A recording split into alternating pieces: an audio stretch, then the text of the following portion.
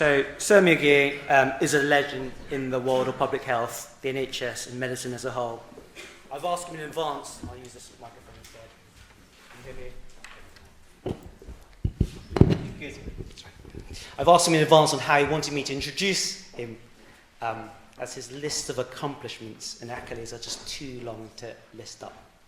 Of note, he is an international renowned authority on healthcare systems and has advised governments of several countries outside the UK, including Australia, New Zealand, Italy, Spain, and Germany.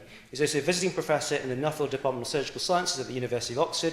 Received, and most what he told me, and the modest gentleman that he is, he asked me to introduce him as just a very experienced public health professional, where he's currently leading a program called Live Long Better, designed to increase health span and reduce the gap between the most and the least deprived. He's also leading the Oxford Value and Stewardship Programme, whose mission is to reduce waste in the NHS. For example, polypharmacy to shift the resources to an intervention such as activity. His talk titled Birds and the Bees 2.0 is a somewhat unusual title, but I'm sure he will enlighten us with his true intentions of his title. Over to you. Yeah.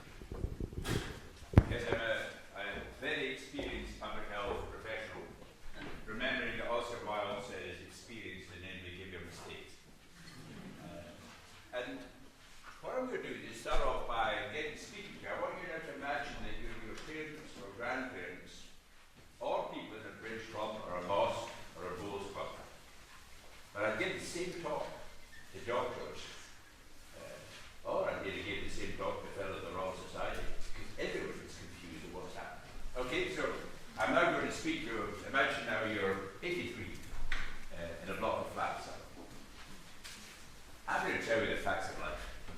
Not birds and the bees where the babies come from, but birds and the bees 2.0. What's happening to us as we live longer? Can we get the microphone working, please?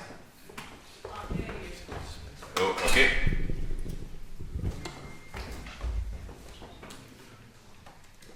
Let me just see how the technology works here.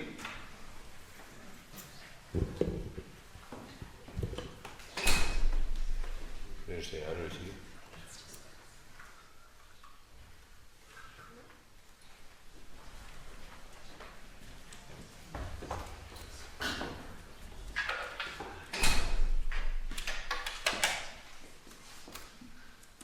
Technology.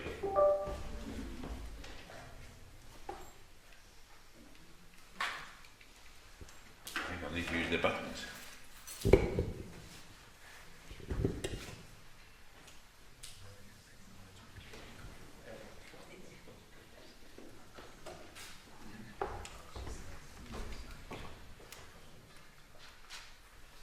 God, how dumb is that?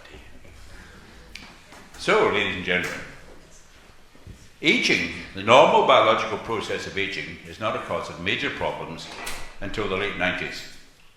And of course, the wonderful example we had was Her Majesty. What a way to go, eh? Get rid of Boris Johnson and then pop off 2 days later.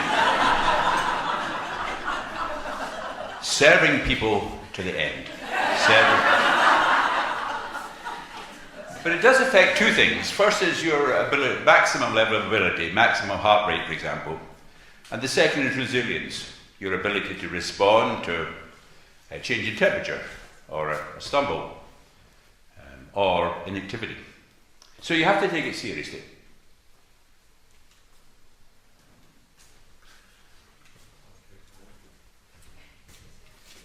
What the hell am I doing wrong?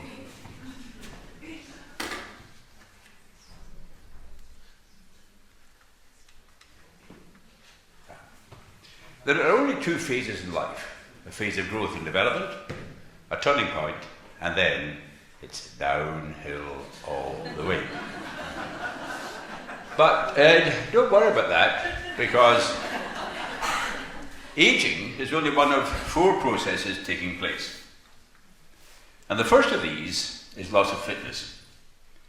And Daniel Lieberman, who's a very clever professor at Harvard, said that this is not a lifestyle issue, it's an environmental issue. The genes that you have inherited from hundreds of generations favour being able to run about all the time, and if any calories are about, you put on fat as quickly as possible. We now live in a world in which inactivity is required of us.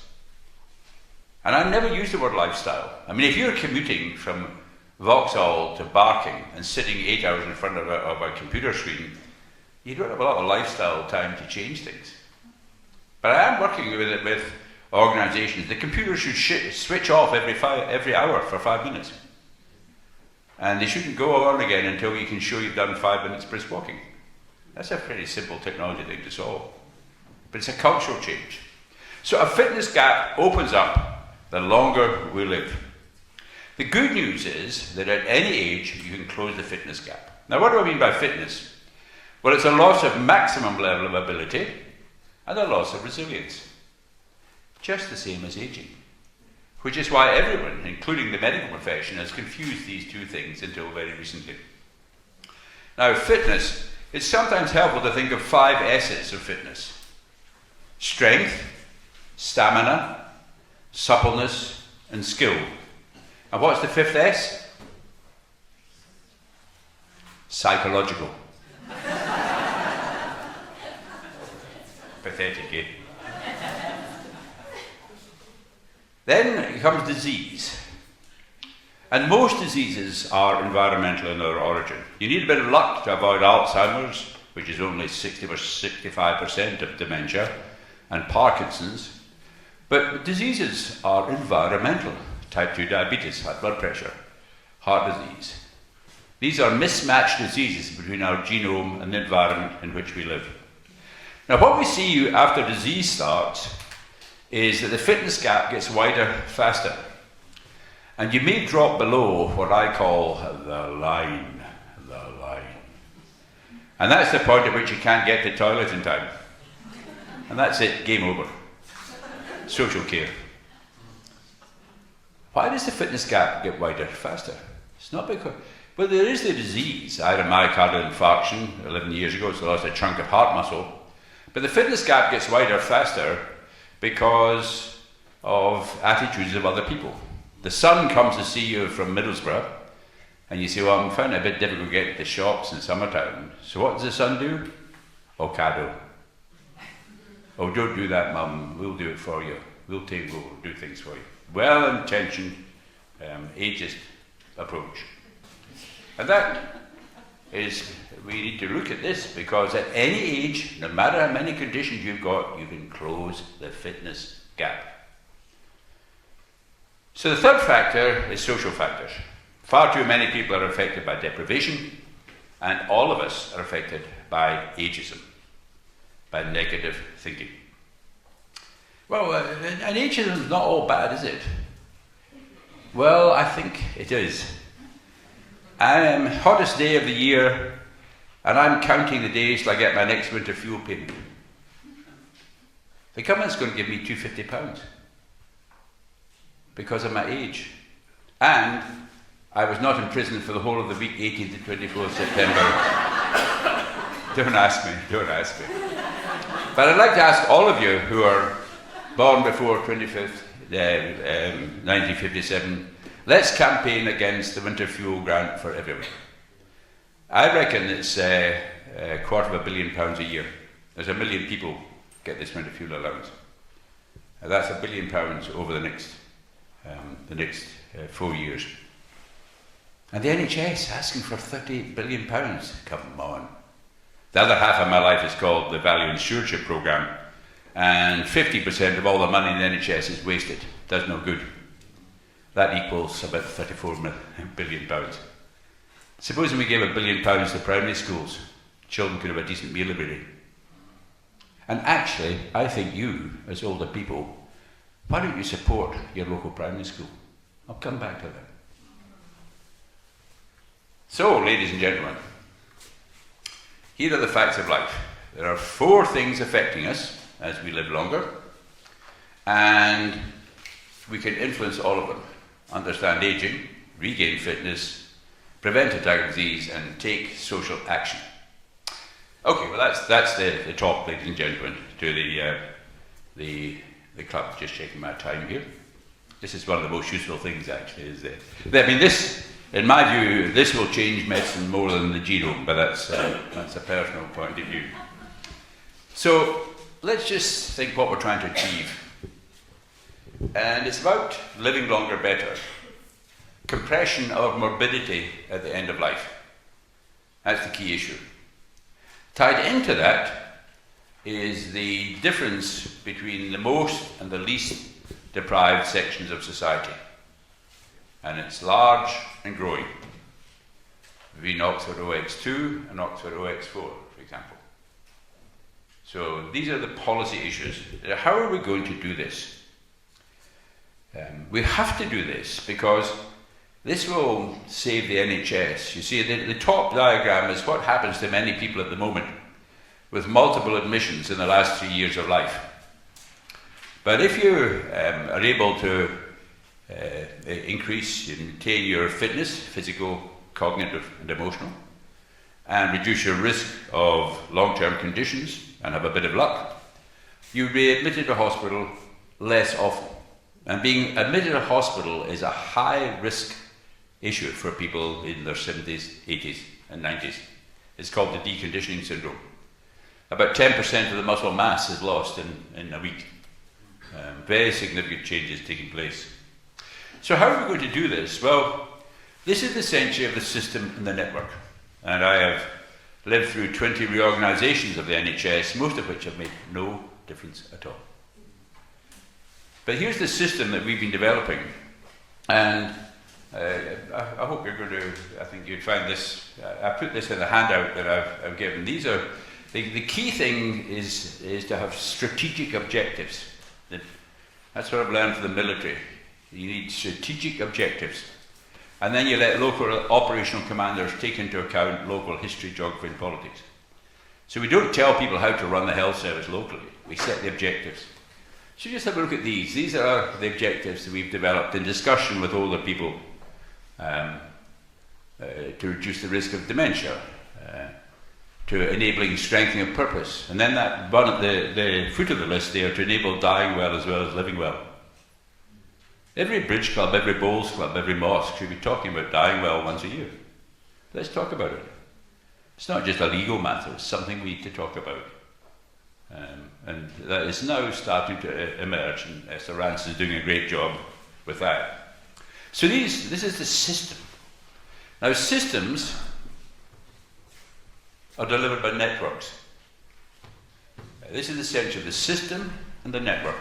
And a network obviously consists of the local organisations, but we're also developing digital networks, which would be great to get Round Glass involved in. Starting to bring together issues. Now, people immediately say, rightly, that not all older people are yet online, and I accept that. But I was told 50 years ago when I started working on ageing that old people will never use the telephone. You're wasting your time, you're trying to arrange this weekend telephone club for older people because old people won't use the telephone. Well, it's the same with this thing called the internet. Remember Tim Berners-Lee, when asked his ambition in 2000, said that no one would use the word the internet in 10 years' time. I mean, digital.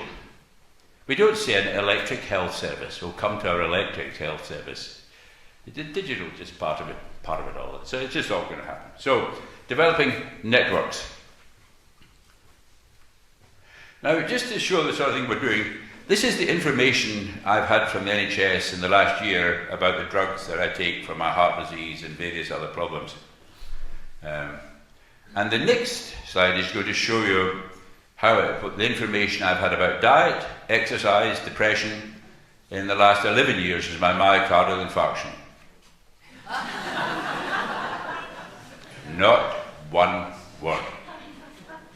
So what we're introducing is a very clever little bit of technology called WISH. And WISH was developed by Alan Naismith, and it means that supposing you were diagnosed with type 2 diabetes, by the time the GPs typed METF, the WISH system looks at your record, sees your postcode, and writes an activity prescription. Oh, I'm too far away from them. writes an activity prescription that will be sent to you and to the pharmacy. And I don't expect to read this, but this is this is what I wrote for myself, and it tells me there are walks available in Summertown, Jericho, health walks. There's the British Heart Foundation website, and it also tells me that because I live at OX28JQ, and I've got a type of lung disease called CLAB. Any of you heard of CLAB? My GP hadn't either. It's called coughing like a bastard. Everyone in Glasgow who grew up before the Clean Air Act has got CLAB, I can tell you. But the prescription tells me, well, why don't you join the Summertown Choral Society? I mean, they probably turn me down for my singing voice, but that's just a advice. Singing is very good for you. And the GP record knows my diagnosis, my treatments, and my postcode. This is a very simple thing to do, and we're going to launch it in Hertfordshire later this year, and then take over the NHS. So, activity prescriptions. And these are the sort of resources we've got. X is for exercise, Live Longer Better, our educational programme, and I've summarised some of our objectives in the handout I've given you. And Goldster is, and I'm very keen for Goldster to meet Roundglass, because it's aiming at the 30% of the population who are, it's called least activated. They've got too many barriers to overcome to respond to a letter from the GP or whatever. But we're going to use the principles of what's called social pedagogy, that everyone's got a contribution to make. So when we start reaching these groups, and we'll be doing it with football clubs, for example, local communities, we'll be saying, yeah, I know you've got lots of problems, but actually, you worked as a gardener for 40 years, and I know 4 people around here who can't manage their garden, they're getting depressed about it, so I think you could help them. So everyone make a contribution. It's what we're going to be doing in groups, and particularly intergenerational. Adopt your local primary school. But this requires a cultural revolution. Systems, networks, and culture. A cultural revolution. So what we're doing is developing a new language. Let's use words like purpose and enabling. I don't particularly like the word care. It means doing things for people. And we have a training program online, which I think should, my aim is to offer it to everyone, probably starting at 55, when they start getting your pension discussions. You need to understand the facts of life, because people are very confused, including, as I said, the medical profession. So new language, purpose, ikigai, the Japanese call it. Let's start introducing this. And we have to train the way professionals think. And if you're a group of professionals, as many of you are, I'd show you this and say that when I look at you, this is what I see. And what I'm going to do is rewire your brain. We have to change the brains of professionals and volunteers. Rewiring. It's not education, it's rewiring. New circuits. And here's some of the things that I've been doing.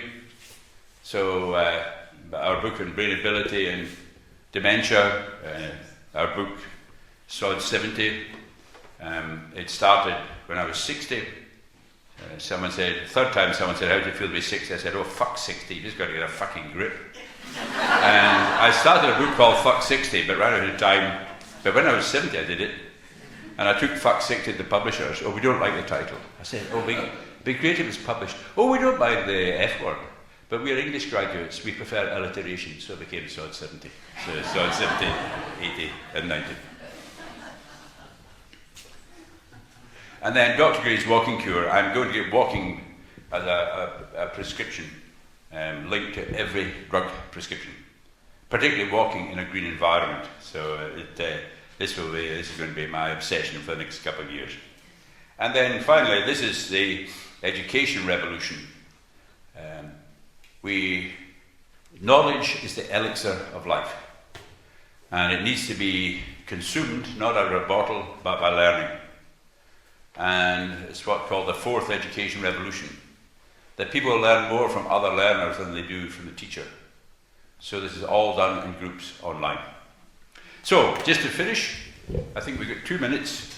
Just turn to your neighbour and speak for 2 minutes about what I've been saying, and one message you'll take away, and then there may be time for a question. If not, it's performance-related coffee. Okay, turn to your neighbour, introduce yourself, and spend 2 minutes talking.